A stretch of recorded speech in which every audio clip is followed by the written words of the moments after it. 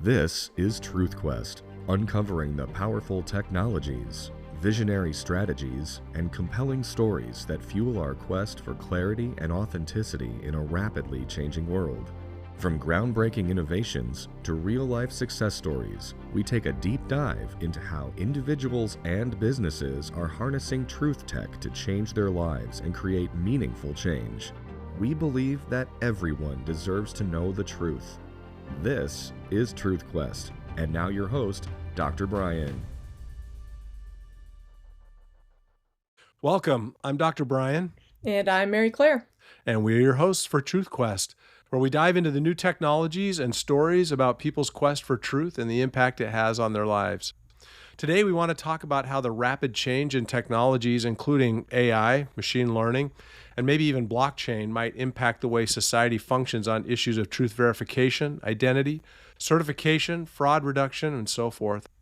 It feels like society is at a critical crossroads where technology has enabled a tremendous amount of deception from fake social media, inaccurate profiles, financial fraud, identity theft, and so on. Just some quick statistics. Over 101,000 people over 60 years old reported being the victim of financial fraud just this last year, to the tune of 3.4 billion lost. Dating apps are seeing a dramatic decline in popularity simply because of all the fake profiles. People just can't trust what they see and what they end up with. 15 million people had their identities stolen. And this doesn't even get to the political lies and the lies about fidelity, theft, drugs, and so forth that ruin our personal relationships. But interestingly, we're also at a point where technology is creating new ways to verify truth, which, as we've noted, seems to matter more than ever at this time. So AI is now using biometrics in new ways to evaluate identity, honesty, and intentions. Machine learning is making these evaluations more consistent and reliable. And blockchain is making them more permanent.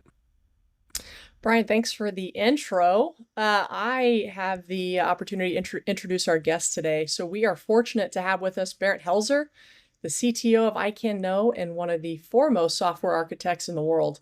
He's an industry veteran from numerous successful technology startups, including Folio, Tenfold, and Agilix.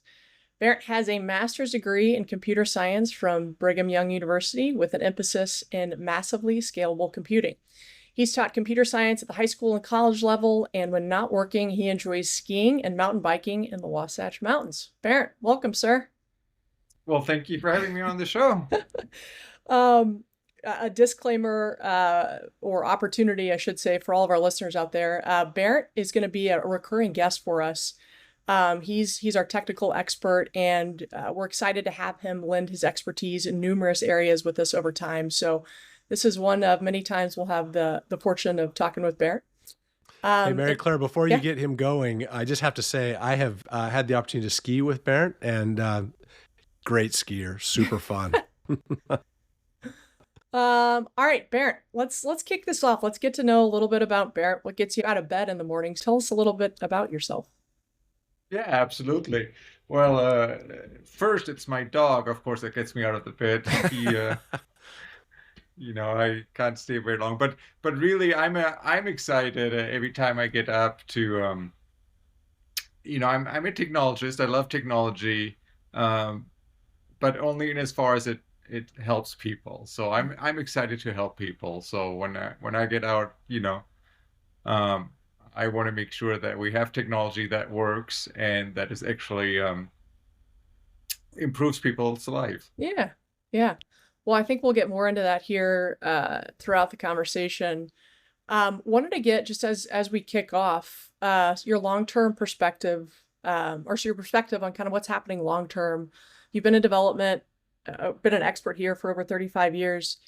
Help us get your perspective on, as technology continues to evolve, especially AI, as we'll get into, how is it going to help the user, first and foremost, just to kick us off? Yeah, that's a great question. I was just thinking about when I started in computer science, I took a class on technology enhanced mathematics, and my brother, who is 3 years older than me, took the same class, and his technology enhancement was a slide ruler.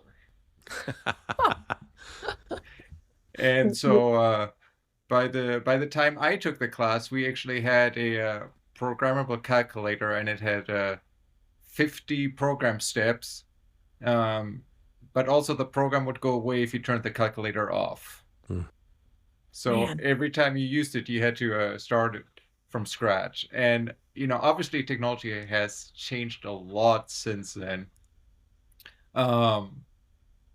It used to be difficult to put something to the screen. It took actual effort Yeah. to, like, hey, I want to get a letter on the screen. And now we've realized there's a lot of things that applications have in common, and a lot of that is improved, and especially the tooling around programming has improved tremendously, and the capability of Yeah. programming. Just the fact that we can sit here, and we're actually not in the same room, right? We're actually all sitting remotely, and be able to do this podcast over the internet on our computers. That's just something that we dreamt about when we started.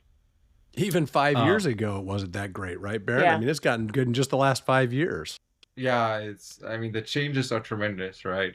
And the ability of the programs that we have, the programs that we can build now with the technology that's available, it's amazing. Now, customers also expect more because there's so much more we can do. And especially with the advent of AI now, that gives us another step of opportunity to enhance what the program does, and Yeah. and how we deal with things.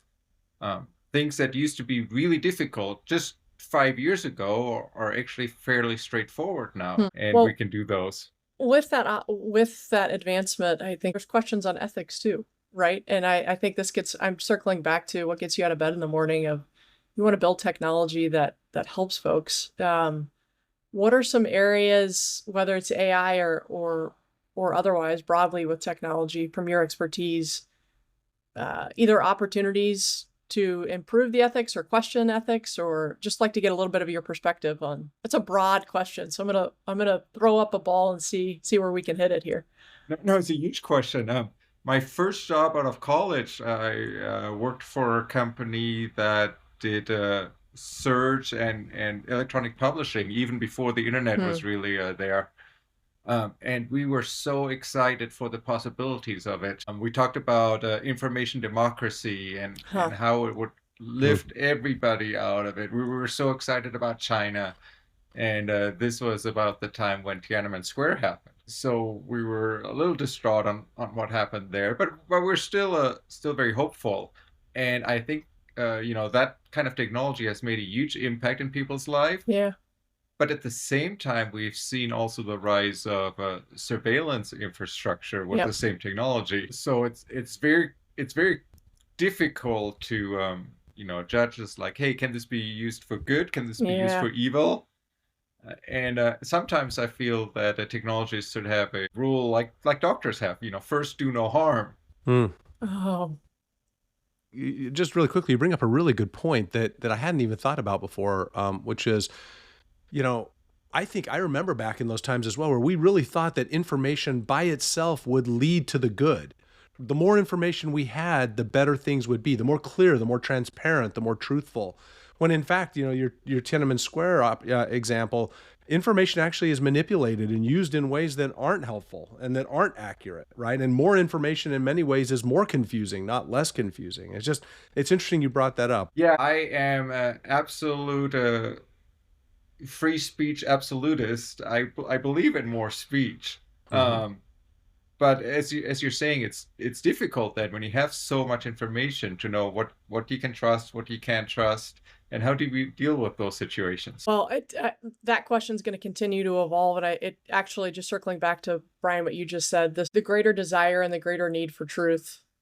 With more information, actually, that desire, that need increases. Hence the beauty of, I think, what we're trying to build at EyeCanKnow, of bringing truth verification to the world and creating access to it. But So yeah. Let me ask one other quick question while I've got you on this, Bernd. I'd love your perspective on, there's so much doom and gloom around people's fear with AI, like, oh, it's going to take everyone's jobs. It's going to, create all of this havoc in society. Do you see that? What do you see going forward from these new technologies in terms of how they might be used or impact society, but either negatively or positively? Yeah, I'm kind of split on that. I think the jury is still out. I'm looking at, and I use AI daily really in my programming assignments, and I find that AI is, at the level of a junior developer.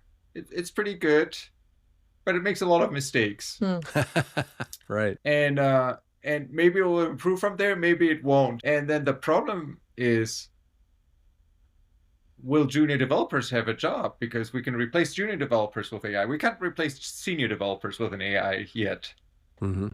But how do you become a senior developer without having the experience of being a junior developer? Interesting. And on the other hand, believe in the free market economy, and if people get freed up from certain jobs, then there'll be other jobs to fulfill. And I think that's a tremendous opportunity, right? It used to be that 90% of people worked in agriculture, and now I think it's like 1% of the people, right? So we really laid off 89% of the people, but they all found new jobs in other fields. Right. And we've been pretty good at that, actually, economically. Yeah. We found our way into doing other things. I agree. And, I think people's wants are infinite, right? You can't fulfill people's wants. So there's always somebody that wants something that people can work on and do. In the meantime, though, it may be a little bit of an upheaval for people, and people have to transition jobs. Yeah, which might be a skilling thing. It might be learnings. It might be, agreed, though. We're good. It just takes some time. That transition takes time. Yeah, and that's painful for some people, right? Yeah. It's going to cause some pain for some people. So as a society, we'll have to deal with that. In the the long term, though, I'm really excited about it. Awesome. Okay, Brent, we're gonna keep moving on this this not necessarily doom and gloom per se, but jumping more into the topic of technology as it relates to disrupting fraudsters, lying, lack of truth, if you will. So I'd love to hear your perspective. What are you seeing? What are you hearing? What's out there? We touched on this topic on this podcast before, but less from a technical perspective and more from potentially a user or market perspective. So just love to capture your perspective. Yeah, there's obviously a lot of money to be had with fraud and lying and different things, and so that's always going to attract a number of people that are really motivated to get that working. And so, I mean, we've seen that all the way from the beginning, and now it's more on a global scale because it's so much easier to connect with people globally. This causes some problems because if somebody's defrauding you within your community, you can find out who it is and you can stop it, right? But if you're doing it globally, that's much harder. And so we have a lot of technology, and we have this technology to detect some of these frauds, right? I get on my phone, I get a lot of calls that says scam likely, right? And so I don't have to answer them. And that's great. But it turns into a kind of game of whack-a-mole where, we find something and it was like, oh, we can detect this programmatically and we can avoid that. And we have that with virus checkers and different with phone calls, with email. And then and that helps, catch some of the non-sophisticated people that are behind the curve, right? But then there's people that then up their game, and with AI, they can also become more sophisticated in their fraud, and so it becomes kind of a never-ending cycle. I'm just thinking about the same technologies, Bernd, that we're using right now are also enabling all of these other kinds of fraud environments. I was reading the other day about these groups overseas that are being forced into fraud by, it's almost like human trafficking, but they're trafficking people into these groups and forcing them to then use these technologies to reach out, and they're just seeing who they can snare. It's a fishing expedition, in so many ways. And And then you hear about technologies that foreign governments are using to influence other governments' elections, and all these technologies are so many. Just like you're saying, there's people are creative and they can see a lot of ways that these technologies might be used. Right, and it's really easy to run, right? I can run a email spam detector on my email to see, it's like, hey, is this going to be caught by the spam detector? And then I can change my email to make sure it doesn't get caught. And so, having the technology available is good, but it also gives the ability to create more fraud in the marketplace. And this fraud often happens in situations that are a single purchase or something, right? A high value transaction. If I go to an ice cream store and they sell me bad ice cream, I lost a few dollars or something, and I won't go back to it, right? But if I sell a car, or if I buy a car online and I'm out $30,000, that's a problem. Yeah. Or you buy Bitcoin and it doesn't really go to the Bitcoin and you're out your life savings, right? And $3.4 billion is a lot of money for people over 60 to lose in a year. Yes. Well, this is so on the one hand, we've got all these technologies that are creating these opportunities for fraud, but you kind of alluded to the fact that they can also be used to thwart that.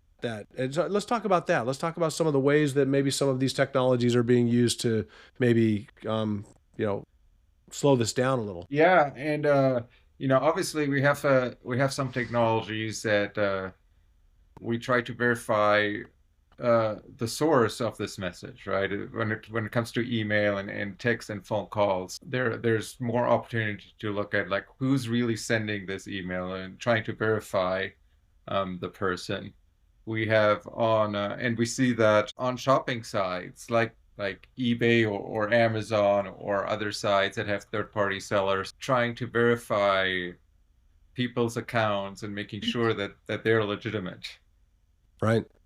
And we've also seen people trying to circumvent that by creating a lot of different accounts, trying to give themselves positive feedback on their account to try to counteract those approaches.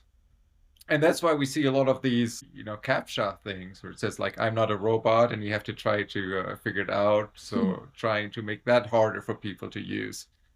And I feel like I have to do those like 3 times now, as opposed to once. Yeah. Just adding on layers. And I estimated because in our code base, and we don't do any code that does financial products or anything like that. So it's not a code base that's really susceptible to these hackers. But still, in our code base, we estimate that we have about 30% of the code that's based on security. And so if you think about that, basically 30% of your GDP goes to just working on security. Yeah. Now that just shows what a high friction point that is. That's a very interesting statistic, Bernd. I've never heard that before. But if you think about that, as an economist, I look at it and I say 30% of your effort is really dead weight protection, right? In other words, it's not really moving your economy forward. It's just protecting you against the loss that might occur. If you didn't need that, think about the improvement in productivity and the things that you might accomplish as a society. Then you wonder what that looks like even maybe in our personal relationships as well. If the same is true there, and we're spending 30% of our time trying to guard ourselves against what might happen, protecting ourselves, in our relationships, you think about what we might accomplish if we didn't need to do that, or even how much better our lives would be, maybe how much less stressful, maybe psychologically less damaging. That's a very interesting statistic. Yeah, it's fascinating. We're working on a learning management system, and we had some requirements to make sure that these tests are secure. These are medium stake tests. They're not like the high stake tests like you would have an ACT or an SAT, but they did have some value to them, and we wanted to protect them. And we came up with a solution, and the customer was like, "No, that's not working because it's not the students we're worried about; it's the teachers." Wow. Oh, And whoa. and so, we really had to work on security across the entire platform. Wow. And So they were concerned that the teachers were going to take it and they were going to sell it. They were going to use it in different that the ways. teachers would know the answers beforehand, and that they would teach to the answers instead of like teaching the Oh. Oh, I content. see. Oh, Okay. yeah. And Interesting. so they didn't want that. Because teachers got, if teachers get paid by performance for the students, then they have an incentive Yeah. to That's make sure right. the students perform well. And those Which, conflicts of interest are all over the place, right? I all mean, over the place. all over the place. And In and fact, when a they great become one. financial, Yeah. I mean, one of them that we've all probably dealt with is, and we don't talk a lot about, is the whole change with the realtor situation, where, if you think about it, I've got a realtor whose sole goal to get paid is to close the deal. It's really not about helping me. Now, you hope they will. You hope they're honest, but you have no way of knowing, right? Because you have these embedded conflicts. And the same thing with the teachers. If I'm teaching to the test, I have this embedded conflict. That's how I get compensated, right? By doing better. These things exist all over the place. It's a challenge. yeah, that's true. I mean, if you look at realtors, if they get paid 6%, well, they don't make 6%, but your payment is 6% to the realtor. And if they sell your house for 10,000, 20,000 more or something, it doesn't really make a difference to them as opposed to selling another house. So they're much more motivated to selling more houses than selling your house for the optimal Correct. price. Well, hence the And so, ruling that just came down on the National Realtors Association. I don't know what somewhat 3 points, I don't know, remember the number, billions of dollars that I think they settled, but we're going to have to pay because of almost kind of jerry-rigging the system of forcing sellers to pay both realtors. What you're talking about, the 6% is 3% for each realtor, Yeah. and forcing that scenario rather than, if you will, offering the opportunity. But yeah, a lack of transparency and a lack of aligned incentives creates, I don't know if I'd go so much to call it fraud, though there was a lawsuit against it, but a complete lack of incentives that it creates unfortunate situations like you just talked about. yeah, and I think that's the solution to fraud online too, is that we have to align the incentives Yeah. correctly, right? I mean, can technology help with that? Absolutely, right? We want technology to help with that. But if we only use technology, then it'll just become an never-ending game of whack-a-mole. Yeah, Agreed. that's what And, it sounds like. You Yeah. get one down, and then they pop up somewhere else. Yeah. It's interesting. I think coming back to your point though, that if you get transparency and you can really say, all right, I've got clarity and I got transparency. I understand what's going on. But then technology can be used both to obfuscate as well as to make transparent, right? I mean, that's the real challenge, is how do we create an environment where we can be confident in the information that we're receiving and that we can act appropriately on what that information is, seems to be the big challenge. Let's transition in this last segment here about how do these technologies have the potential to influence our most personal relationships? So if you think about what you're doing at EyeCanKnow and what you're trying to accomplish from a technology standpoint there, you're disrupting a market that's been around for a very, very long time. I mean, you can say, well, the technology as we understand it has maybe only been the last 100 years, but people have been trying to figure out how people are telling the truth for a very long time. Is it, that person looks funny when they're saying that statement, maybe they're lying, or, we get the snake oil salesman. How is what you're doing going to matter, do you think? And why are you excited? Yeah, so personal relationships are really built on trust. And if you don't have that trust, you don't have much of a relationship. It becomes really difficult.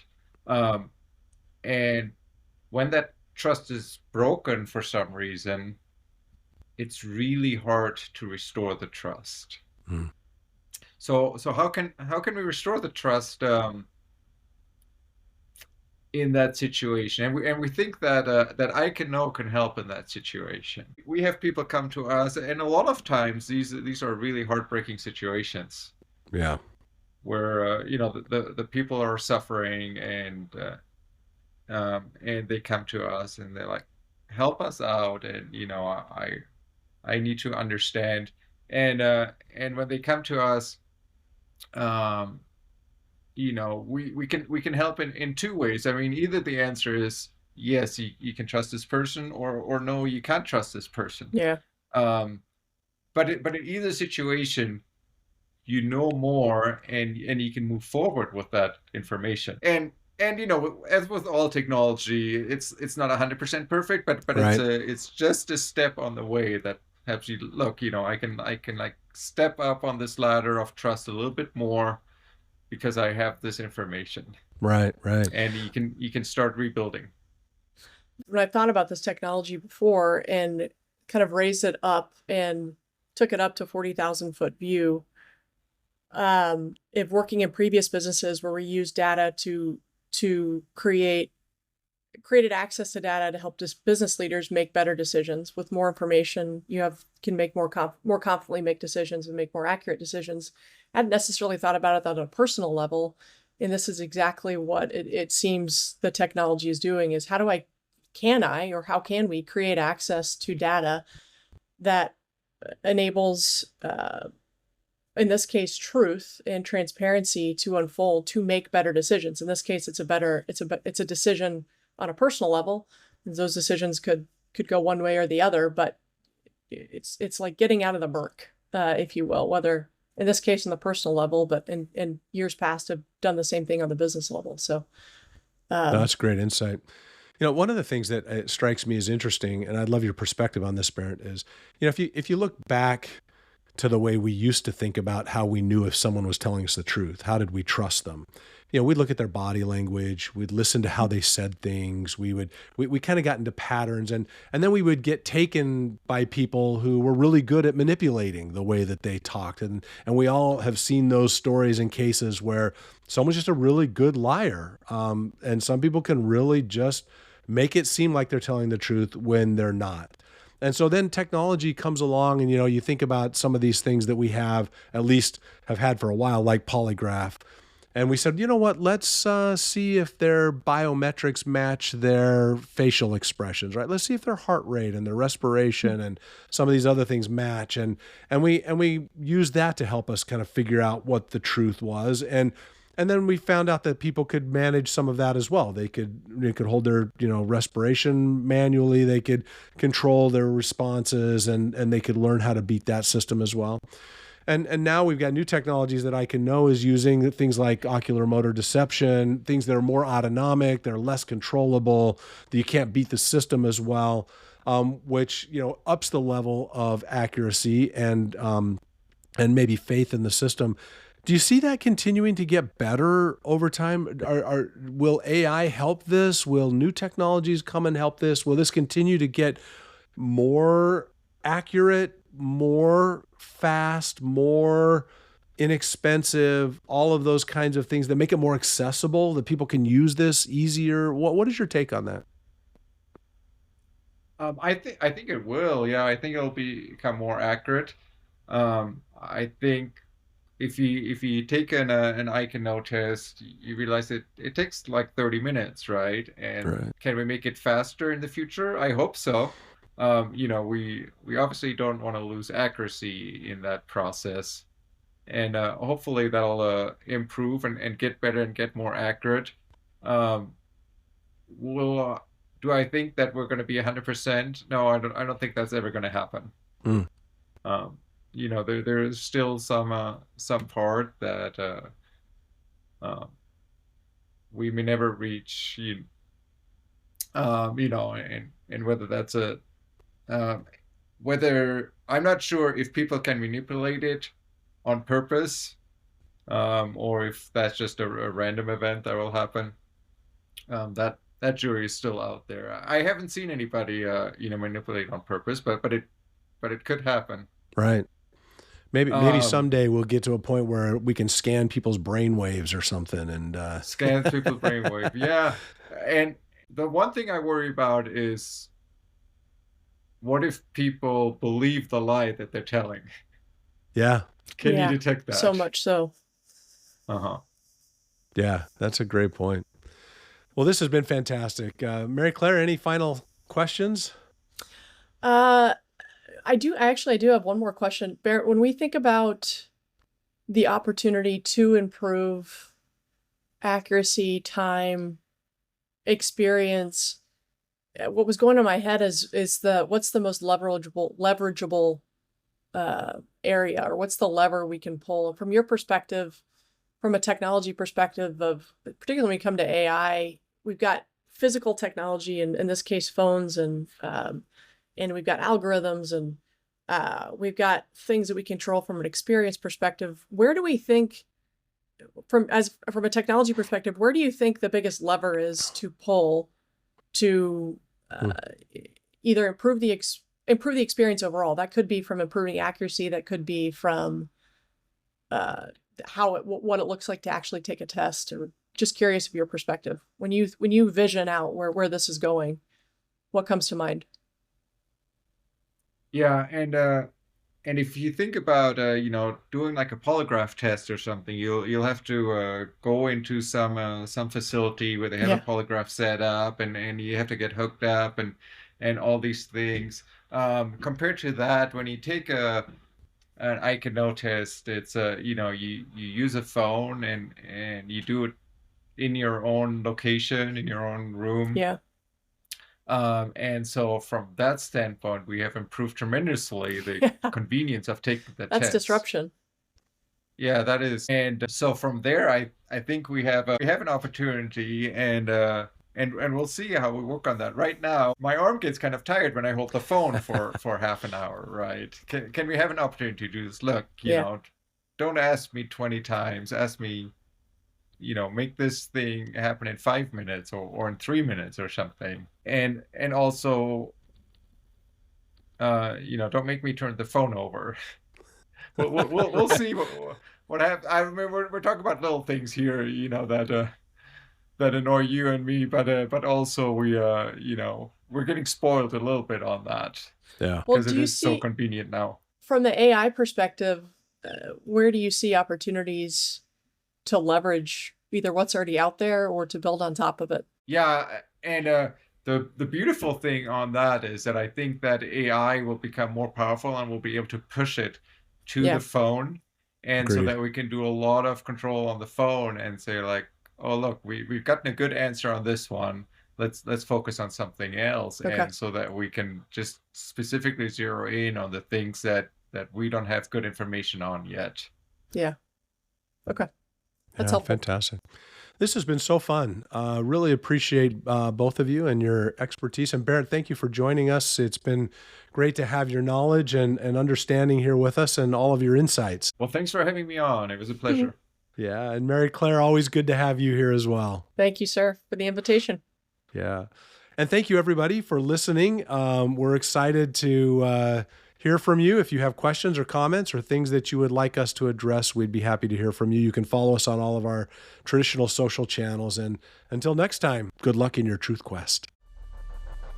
Thank you for joining us on this episode of TruthQuest. If you'd like to be a guest on our show or would like to customize a solution for yourself or your business, email us directly at answers@EyeCanKnow.com. TruthQuest is brought to you by the #1 truth verification technology available today. Visit us at EyeCanKnow.com to learn more, and stay tuned for the next TruthQuest.